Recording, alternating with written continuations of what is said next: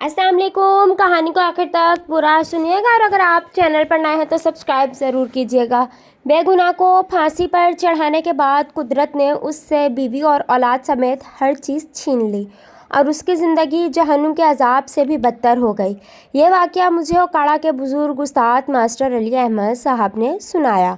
मौसूफ़ 1933 में बर्ख जीवे के इलाके ओकाड़ा में पैदा हुए, लेकिन जवानी में सिंध चले गए।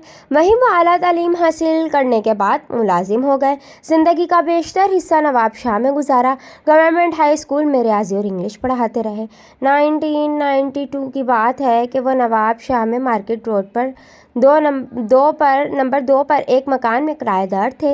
ये मकान एक शख्स मुख्तार अहमद की बहन का था और मुख्तार अहमद ही इसका किराया वसूल किया करता था। मास्टर साहब ने मुझसे वाक़या बयान करते हुए कहा कि एक मरतबा मैं किराया देने के लिए मुख्तार के घर गया तो उसकी बुरी हालत थी। वो ज़ारो कतार रो रहा था। मैंने सबब पूछा तो उसने बताया कि अपने गुनाहों की सज़ा भुगत रहा हूँ। 3 साल पहले बीवी फौत हो गई और एक हफ्ता कबल इकलौता जवान बेटा कब्र में उतर गया है और मेरी अपनी ज़िंदगी जहन्नुम बनकर रह गई है। मैंने तफसील पूछी तो उसने हिचकियाँ लेते हुए बताया कि मैं पुलिस में मुलाजिम था, तरक्की करके हेड कांस्टेबल बन गया। एक बार डाके और कत्ल के एक मुलजिम को जेल से अदालत तक पहुँचाना था। उस रोज़ फैसले की तारीख थी। मेरे साथ एक कांस्टेबल की ड्यूटी लगी। हम दोनों ने मुलजिम को जेल से लिया और चूंकि अदालत तक फासला ज़्यादा न था इसलिए हम तीनों पैदल ही चल पड़े। ये रास्ता कुछ वीरान सा था। एक जगह तो ऊंचे कद की बहुत सी झाड़ियाँ थी, बिल्कुल जंगल का मंजर था।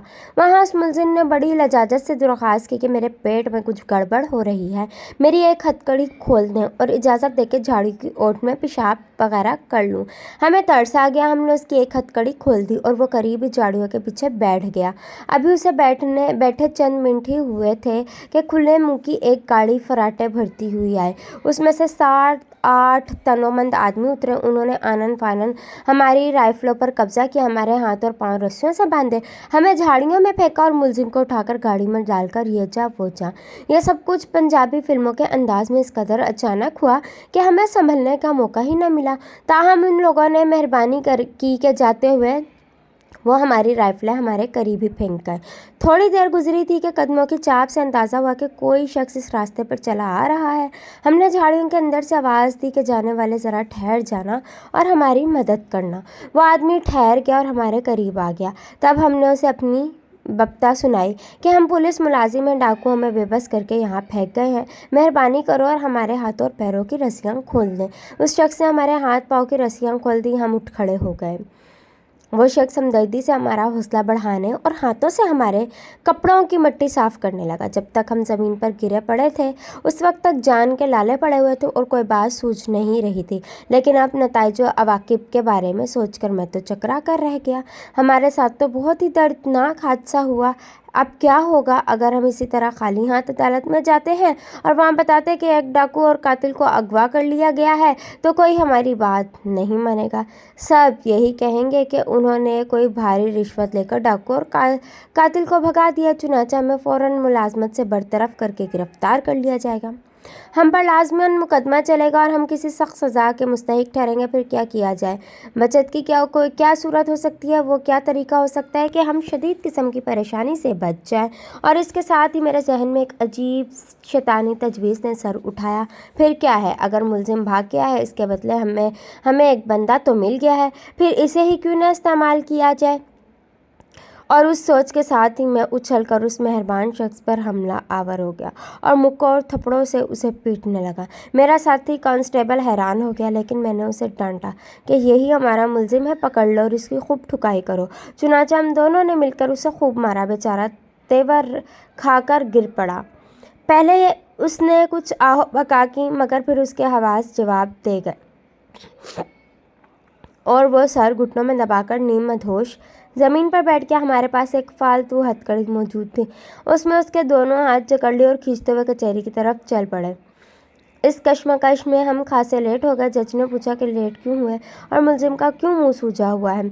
हमने बताया कि इसने हमें धोखा देकर भागने की कोशिश की थी, इसलिए इसे काबू करने में कुछ वक्त सर्फ हो गया और इसकी मुरम्मत भी करनी पड़ी। वो मजलूम शख्स हमारी बेरहमाना मार से इस कदर हरासा हो गया था कि अदालत में उसके मुंह से कोई बात ना निकली। उसकी आंखों से आंसू बहते रहे और वो खौफज़दा नज़रों से बड़बड़ देखता रहा। सच है कि कानून अंधा होता है। जज को उस रोज़ मुकदमे का फैसला सुनाना था, चुनांचे उसने कोई तहकीक न की और थोड़ी देर में इस बेचारे को मौत की सज़ा सुना दी। उसके मुंह से एक दर्दनाक चीख निकली और हम उसे खींचते हुए जेल में छोड़ा। Retired sub inspector Mukhtar Ahmad आज अपने दिल का बोझ हल्का करना चाहता था। वो रोता रहा और अपने जुल्म की दास्तान की सारी जज़ियात सुनाता रहा। उसने बताया, मास्टर साहब, ये ठीक है कि मेरी नौकरी बच गई, मुझ पर कोई मुकदमा ना बना, लेकिन खुदा का कोड़ा हरकत में आ गया। मेरे ज़मीर ने मेरा जीना हराम कर दिया और रात सोने के लिए जब चारपाई पर लेटा तो नींद को सो दूर थी। रह रह कर उस मजलूम देहाती की शक्ल नज़रों के सामने घूम जाती, जिसे मैंने किसी कसूर के बगैर ही पहले बेरहमी से मारा और फिर फांसी की सज़ा दिलवा दी। और उसकी शक्ल मुझे ऐसे कुर्ब में मुब्तला करती थी कि मैं उठकर बैठ जाता था, फिर यंगलबा करती और लेटता तो दोबारा यही सूरत पैदा हो जाती। आंखें नींद से बोझल थी, जमाइयों पर जमाइयाँ आ रही थीं, लेकिन नींद मुझसे रूठ गई थी। सारी रात इसी कैफियत में मुब्तला रहा और मैं एक लम्हे के लिए भी सुकून की नींद न सो सका। मुसलसल बेख्वाबी और शदीद ज़हनी और असाबी दबाव ने मुझे कई बीमारियों में मुब्तला कर दिया। मैदा ख़राब हो गया और टांगों में दर्द रहने लगा। ज़िंदगी से सुकून और राहत जैसे रुखसत ही हो गई। अल्लाह की शदीद तरीन नाराज़ी सूरत में भी ज़ाहिर हुई कि उस वाक़ये के चंद ही माह के बाद मेरी बीवी यकायक फोत हो गई। वो बज़ाहिर भली चंगी थी, छोटी मोटी आम तकलीफ़ के सिवा उसे कोई बीमारी न थी, मगर उसे चंद रोज़ तक सर में शदीद दर्द हुआ और इसी हालत में एक रोज़ वो दम तोड़ गई। मेरी दुनिया अंधेरी हो गई, घर का सारा निज़ाम ही बर्बाद हो गया। ज़िद होकर मैंने मुलाजमत से कबल इस वक्त रिटायरमेंट ले ली और अपने आबाई शहर नवाबशाह आ गया। यहाँ मैंने करियाना की एक दुकान कर ली। एक बेटा था, वो पढ़ता था, स्कूल से आकर वो दुकान पर बैठ जाता और मुझे कुछ आराम मिल जाता और सारी जिस्मानी और ज़हनी तकलीफ़ों के बावजूद ज़िंदगी किसी न किसी तरह गुजरती चली गई। लेकिन लगता यह है कि मैंने भयानक किस्म के जिस जुल्म का इर्तिकाब किया था, अल्लाह उसके नतीजे में मुझे आखिरी हद तक सज़ा देना चाहता था। चुनाचा एक हफ़्ता कबल मेरे बेटे के पेट में दर्द उठा और वह शिद्दत इख्तियार करता चला गया। बहुत इलाज किया, डॉक्टरों हकीमों के पास दौड़ता रहा, लेकिन अफाके की कोई सूरत पैदा न हुई। दर्द में इजाफा होता चला गया। वो 3 दिन तक तड़पता रहा और आखिरकार मुझे तन्हा छोड़कर इंतकाल कर गया। वही मेरा वाहिद सहारा था और उसी को मैं देख देख कर जीता था।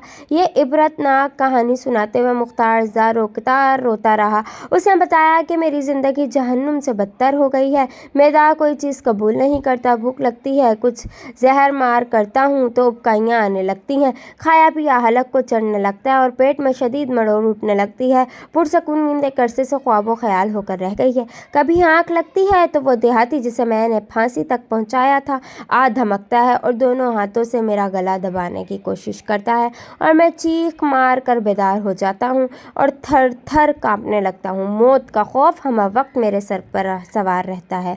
उसके बावजूद मैं चाहता हूँ कि मैं मर जाऊँ ताकि हर वक्त की अज़ियत से छुटकारा पा जाऊँ, लेकिन बदकिस्मती से मौत भी नहीं आती और ख़ुदकुशी करने का मुझ में हौसला नहीं है। मास्टर अली अहमद साहब ने बताया कि मुख्तार अहमद एक अरसे तक अजाब की सी कैफियत में मुब्तला रहा। मैं जब भी उससे मिलता वो हज़्न मलाल और कुर्ब की शदीद तरीन कैफियत से दो चार नज़र आता और कम व बेश 1.5-2 साल तक इंतहाई इबरतनाक ज़िंदगी गुजार कर मौत की आगोश में चला गया। मेरे महल में 60 अफराद मुलाजिम थे। ये मेरा ज़ाती स्टाफ था। ये लोग मेरे इशारों के मुंतज़िर रहते, लेकिन कहना साल खातून ने ठंडी सांस भरी टिश्यू पेपर से आंखें पोंछी और गुलूगीर आवाज़ में बोली, अब मेरे पास सिर्फ 2 मुलाजिम हैं। एक औरत मेरे लिए खाना बनाती है और दूसरा ड्राइवर है। ज़िंदगी इंतहाई मुश्किल है, हाथ तंग रहता है, बाज़ औक़ात दोस्तों से भी रकम मांगना पड़ती है। यह ईरान के साबिक शाह रज़ा पहलवी की मलका फ़राह के ख़यालात हैं। फ़राह दिबा ने पिछले हफ्ते अमरीकी अखबार न्यूयॉर्क टाइम्स के डिबोरा सोलोमन को इंटरव्यू दिया। फ़राह पहलवी सन 1989 में ईरानी انقلاب کے وقت ایران کے شاہ رضا کے ساتھ امریکہ فرار ہو گئی تھی۔ شروع میں وہ شاہ کے ساتھ ماری پھرتی رہی۔ یہ دونوں گرتے پڑتے کسی ملک میں داخل ہوتے، وہاں سے انہیں چند دنوں میں نکل جانے کا حکم ملتا، وہ کسی دوسرے دوست کی چوکھٹ پر آ گرتے، وہ بھی انہیں جلد ہی چلتا کر دیتا۔ ان کی بادشاہت چھن چکی تھی، سوئٹزرلینڈ کے بینکوں میں پڑا پیسہ ضبط ہو چکا تھا، دشمن ملک ان کا پیچھا کر رہے تھے اور امریکہ نے انہیں قبول کرنے سے انکار کر دیا تھا۔ چنانچہ ایک قسم پرسی اور خود ترسی تھی جس میں شاہ نے قاہرہ میں 1980 میں دم توڑ دیا۔ اسے اسی مقام کے صحن میں چپ چاپ دفن کر دیا گیا، جس کے بعد فرح آزاد ہو گئی۔ وہ مصر سے امریکہ آ گئی اور پچھلے کئی برسوں سے امریکہ کی جلا وطنی کی زندگی گزار رہی ہے۔ اس نے یہ کئی برس ان زیورات کے بلبوتے پر گزار دیے جو وہ تہران سے ساتھ لائی ہوئی تھی۔ یہ ایک ایسی خاتون کی درد بھری کہانی ہے جو 20 برس تک تیل کی دولت سے مالا مال ایک جدید اور مالدار ملک کی خاتون اول رہی، ایک ایسے بادشاہ کی بیوی تھی جس کے ایک اشارے سے دنیا ادھر کی ادھر ہو جاتی تھی، جس کے خاوند نے ایک روز ایرانی شہنشاہیت کا 2500 سالہ جشن منانے کا فیصلہ کر لیا۔ ماہرین نے تاریخ کی کتابیں کھنگالیں تو پتہ چلا کہ ایرانی شہنشاہیت کو ابھی فقط 1435 سال ہوئے ہیں۔ شاہ کو اس صورتحال سے مطلع کیا گیا تو اس نے کیلنڈر کو 1035 برس آگے کرنے کا حکم دے دیا۔ دلچسپ بات ملاحظہ کیجیے کہ کیلنڈر کو واقعی آگے کر دیا گیا۔ شاہ نے ایک روز اپنے وزیر دربار امیر عباس ہوئد سے وقت پوچھا، اس نے جواب دیا 6 بجے ہے۔ شاہ نے مجلس شورا کے صدر مہندس ریاضی سے پوچھا، اس نے بھی عرض کیا 6 بجے ہے۔ شاہ نے اپنی گھڑی اتاری اور بولا یہ بدبخت 5 بتا رہی ہے۔ شاہ ٹائم کو بدلنے کے لیے ناپ کو چٹکی میں دبایا اور وزیر دربار دامیر عباس ہویدہ چلایا۔ قربانہ چون یہ آپ کیا کر رہے ہیں؟ آپ کے یہ غلام برداشت نہیں کر سکتے کہ حضور کو گھڑی درست کرنے کی زحمت برداشت کرنا پڑے۔ آپ اس کو یہی رہنے دیں۔ ہم 35 ملین عوام اپنی گھڑیاں 1 گھنٹہ پیچھے کر لیتے ہیں۔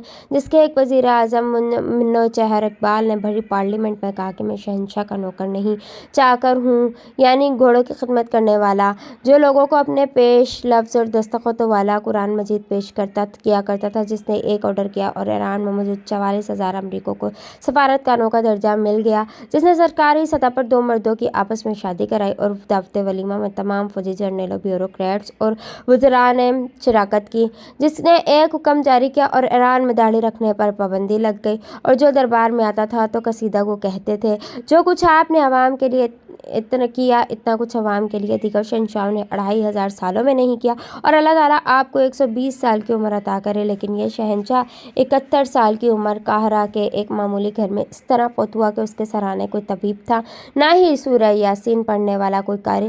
اس ویرانے میں فقط فرح دیبا کی سسکیاں اور شاہ کی شہنشاہیت کی بوسیدہ یادیں۔ اس بے مراد بادشاہ کو جنازہ تک نصیب نہ ہوا، صرف 2-4 بندے تھے جنہوں نے مکان کے صحن میں اسے دفن کر دیا اور دعا کر کے گھروں کو لوٹ گئے۔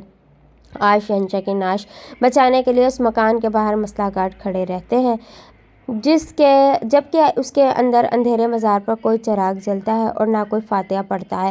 اور رہی ایران کی آخری ملکہ تو کئی برس سے زیور بیچ کر گزارا کر رہی ہے، اپنا ٹوائلٹ خود دھوتی ہے، مارکیٹ سے اپنا سودا خود لاتی ہے، خادمہ چھٹی پر چلی جائے تو اسے اپنا کھانا بھی خود بنانا پڑتا ہے۔ شام آتی ہے تو فرح دیبا پر ریاست سے کے لمبے دورے پڑتے ہیں، وہ بے تحاشا شراب پیتی ہیں اور دیواروں کو خادم سمجھ کر حکم جاری کرتی رہتی ہے، لیکن افسوس جب اقتدار ختم ہوتا ہے تو دیواریں بھی اپنا سایہ واپس نگل لیتی ہے۔ پورے عرص پر تاریخ اقوام عالم میں محمد رضا شاہ پہلوی جیسے بادشاہ اور فرح دیبا جیسی کتنی ملکائیں گزری ہیں، کتنے لوگ تھے جنہیں اپنے اقتدار پر، اپنے اختیار پر مان تھا، جو سورج پر بجھ جانے اور ہواؤں کو ٹھہر جانے کا حکم دیتے تھے، جو خود کو مقدر ساز سمجھتے تھے اور جو لوگوں کو سانسیں بھی گن کر دیتے تھے۔ لیکن پھر کیا ہوا؟ یہ تمام ملکائیں اور بادشاہیں کشکول بن کر گلی گلی پھرے اور ایک ایک سانس اور ایک ایک لقمے کو ترستے ہوئے اس عارضی جہاں سے رخصت ہو گئے۔